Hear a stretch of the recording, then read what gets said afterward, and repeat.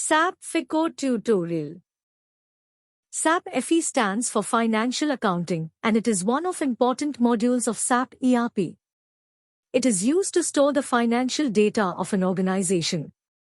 SAP FE helps to analyze the financial conditions of a company in the market. It can integrate with other SAP modules like SAP SD, SAP PP, SAP MM, SAP SCM, etc. SAP Controlling Co. is another important SAP module offered to an organization. It supports coordination, monitoring, and optimization of all the processes in an organization. SAP Co includes managing and configuring master data that covers cost and profit centers, internal orders, and other cost elements and functional areas.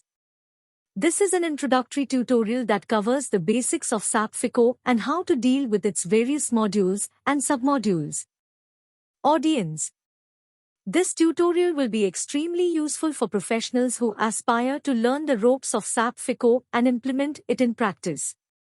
It is especially going to help consultants who are mainly responsible for implementing financial accounting and cost accounting with SAP ERP Financials.